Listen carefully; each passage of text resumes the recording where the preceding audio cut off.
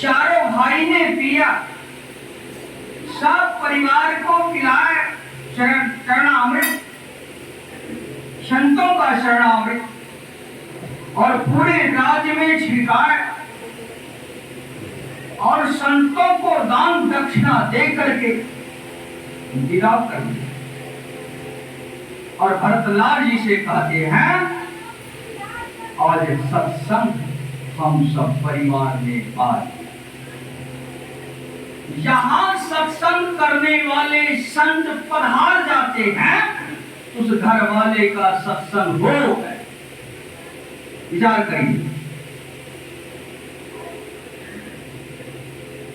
कहा बड़े भाग पाया सत्संगा। हे भरत जी, आज बहुत बड़ा भाग था हम सब परिवार का, चारों भाई का बड़ा भाग था, ऐसा भाग कभी नहीं हुआ था जो आज संत आकर के हम लोगों का भाग दिया।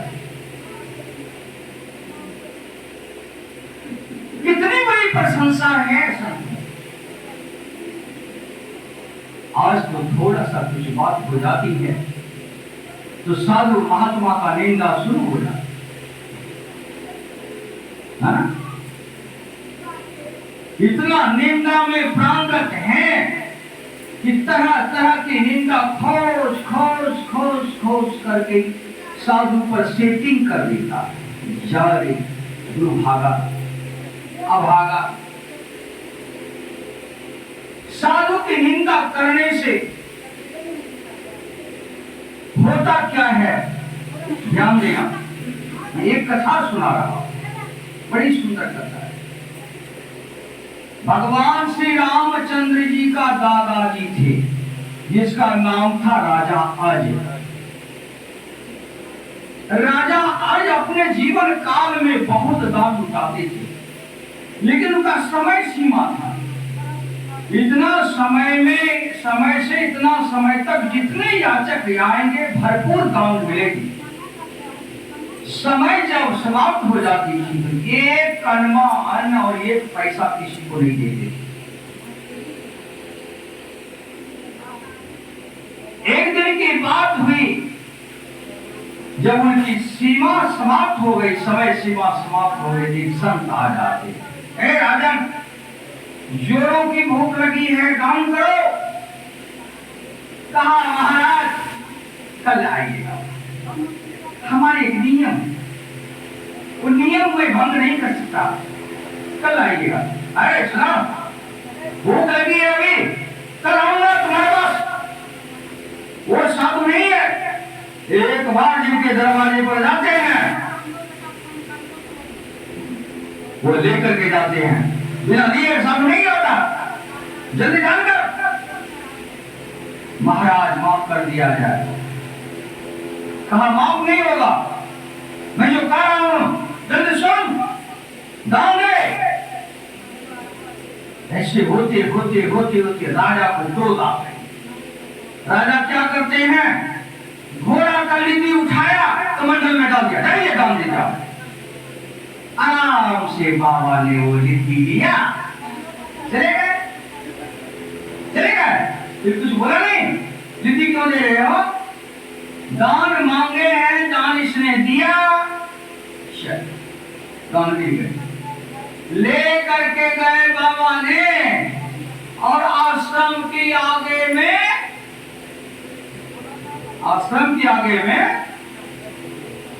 रख दिया। वह घोड़ा का लिट्टी बढ़ने लगा। उस दिन से दिन दिन बढ़त सवारी हो, बढ़ते है ना, बढ़ते बढ़ते बढ़ते बढ़ते घोड़ा का लिट्टी पहाड़ हो गए, पहाड़ बराबर। एक दिन राजा शिकार खेलने के लिए गए तो देखा, अरे घोड़े लिट्टी का जो पहाड़ है, बाबा को घोड़ा बहुत होगा, नहीं घोड़ा का लिट्टी इतना बड़ा पहाड़ है तो घोड़ा कितना बड़ा। अब जब बाबा का घोड़ा लिट्टी देख करके उसका वो घोड़े पर नजर था, किधर घोड़साल है, किधर घोड़साल है, तो देखा तो घोड़साल तो किधर है ही नहीं। बाबा की चरणों में जाके प्रणाम करते हैं और कहते बाबा घोड़ा का लिट्टी का पहाड़ है, घोड़ा एक भी नहीं है आपके पास, कहाँ राजा? घोड़ा हम नहीं पूछता हूँ। कहा तो घोड़े लिट्टी इतना देर कैसे हो गया? कहा देखो अयोध्या का राजा है, वो राजा आज उसने उसके यहाँ हम मांगने के लिए गए थे, उनका समय सीमा बांध करके वो दान करता था और ये दान का नियम नहीं है राजा इस समय सीमा बांधा जाए।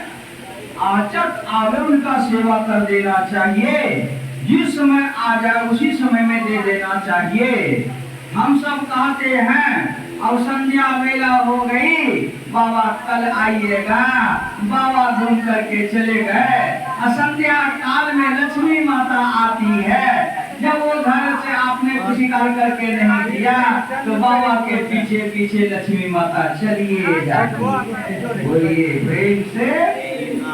आप कह रहे हैं लक्ष्मी विदा हो जाएगी, दान देंगे लक्ष्मी विदा हो जाएगी। अरे दान नहीं दीजिएगा तभी लक्ष्मी माता मांगेगी।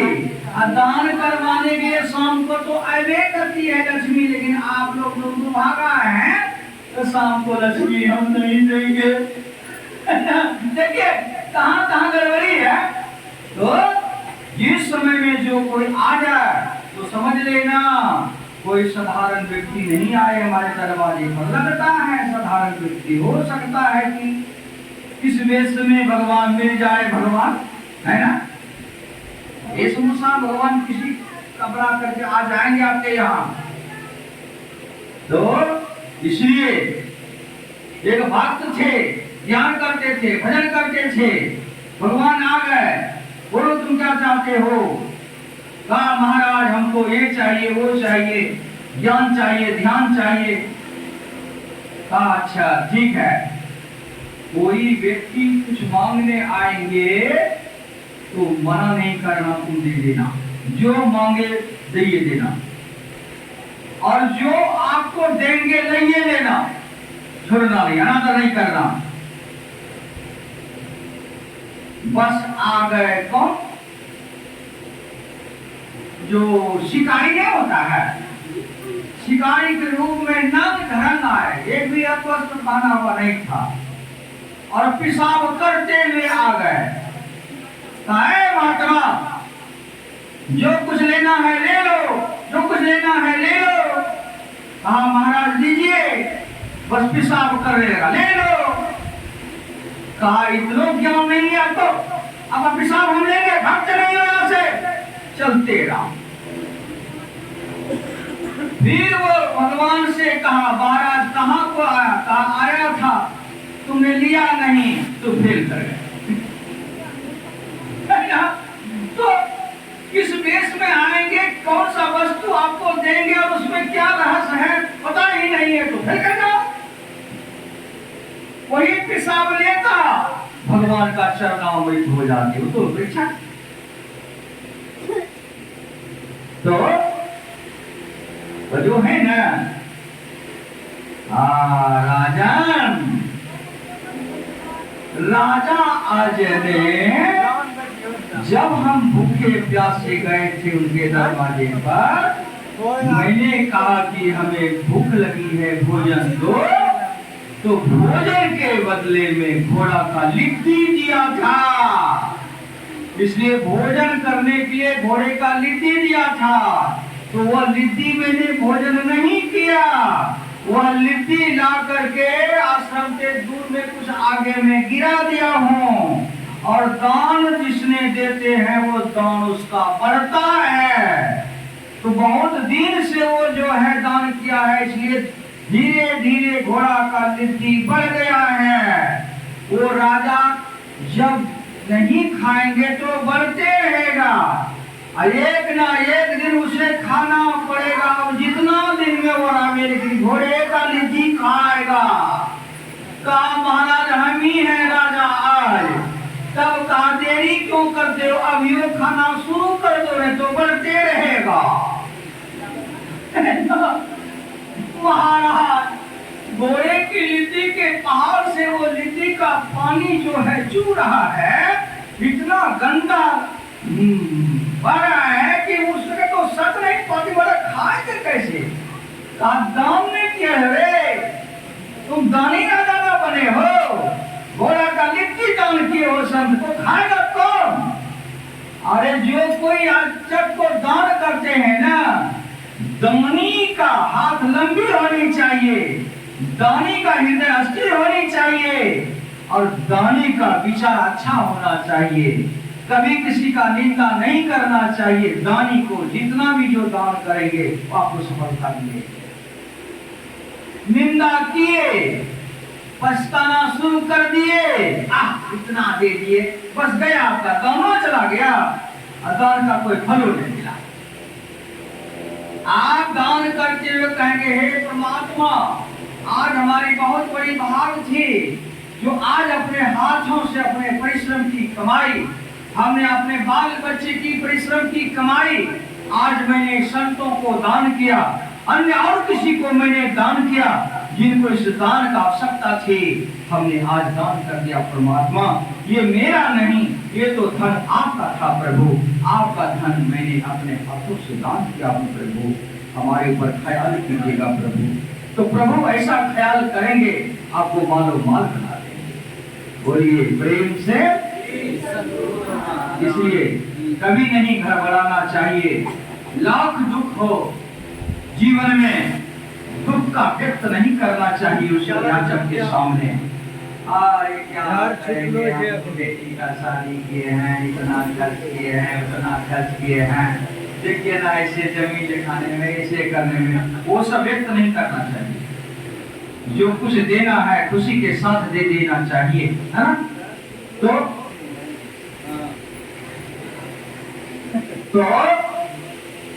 वह कहा महाराज, महाराज माफ कर दिया जाए।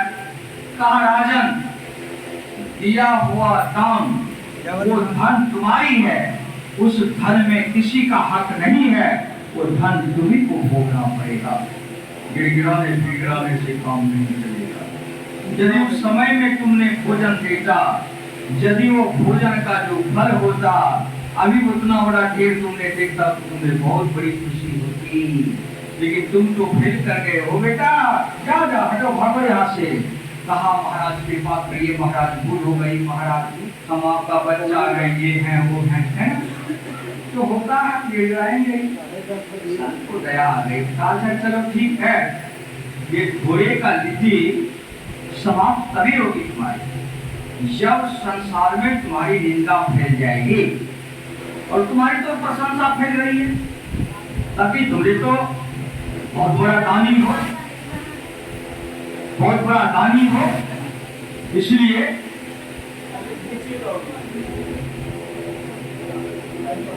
बोलिए प्रेम से श्री सद्गुरु महाराज की जय।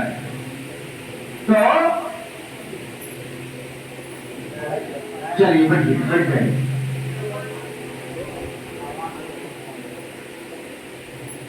तब कहा तुम दानी हो, इसलिए तुम्हारी प्रशंसा फैल गई है। जब निंदा फैलेगी, जो अपने मुंह से तुम्हारी निंदा करेंगे, उसी को घोड़ा का लिट्टी खाना पड़ेगा। जो निंदा करेंगे ना, राजा ठीक नहीं है,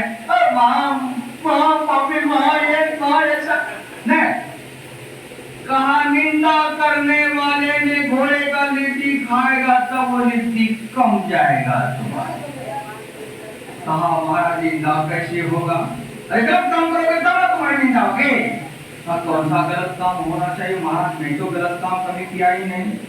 कहा देखो बता देता हूँ युक्ति, जाओ यहाँ से जाओगे, ब्राह्मण की कन्या का हरण कर लेना, कैसा रहेगा?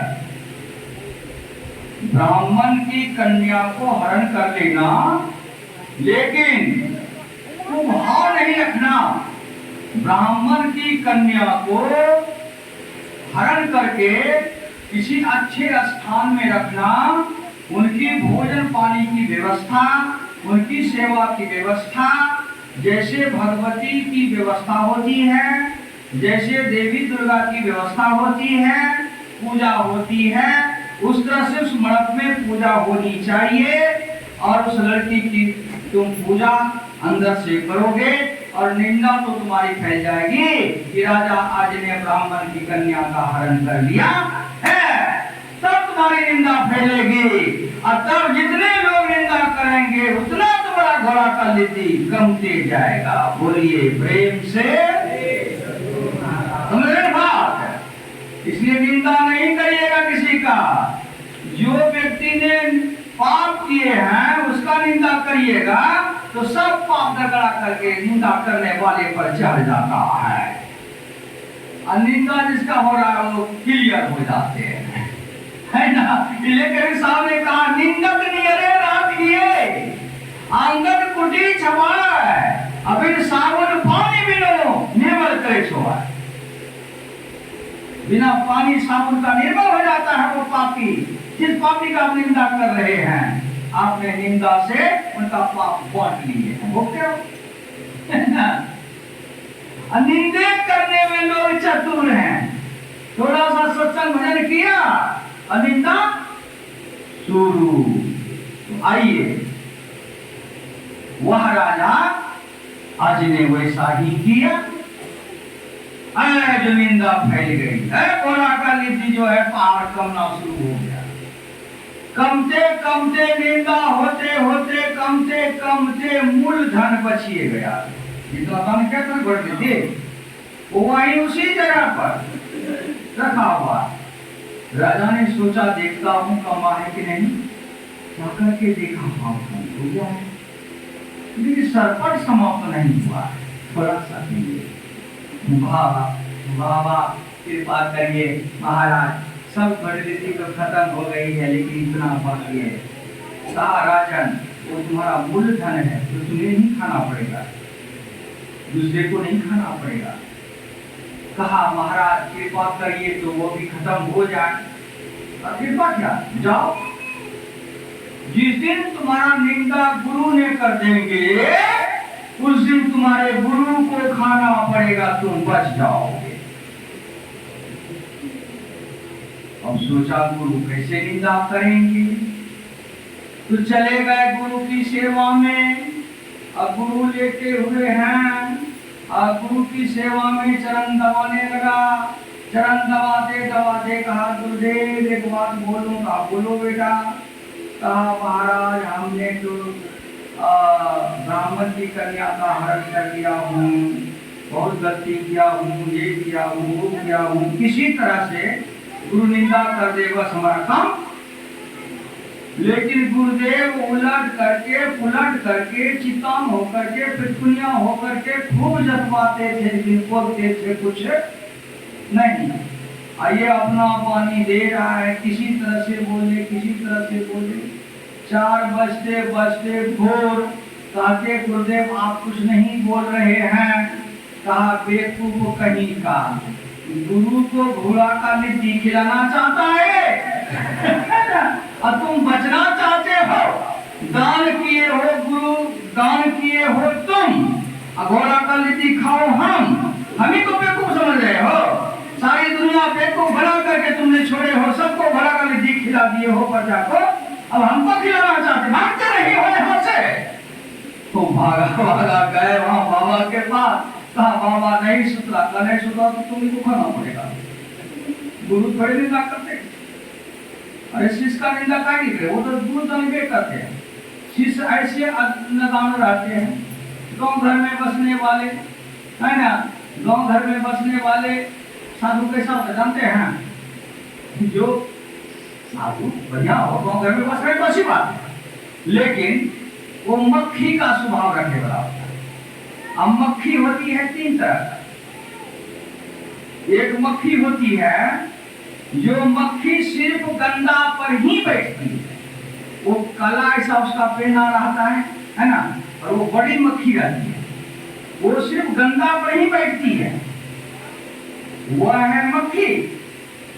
एक है घरवा मक्खी, बच्चों पैखाना कर तो बैठ गए कर, माई दाई पूजा कर मंदिरों में तो पहुंच जाए बैठ गए करते प्रसाद। धूप फेंकलो पर बैठबे करते, खेखार फेंकलो तो बैठबे करते, नेता फेंकलो तो बैठबे करते, बैठे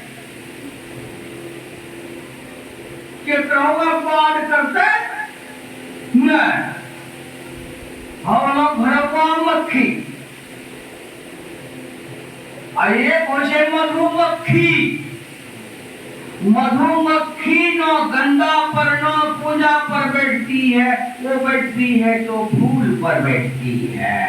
अब फूल का रस ले लेकर के छत्ता में भर देती है, छत्ता में भर देती है। जब उसका छत्ता का शहद निकाल लिया जाता है, लोग जब चाहते बेजोड़ वाह कमाल, तो मधुमक्खी का कमाल है। उसी तरह से संत महात्मा मधुमक्खी का काम करते हैं।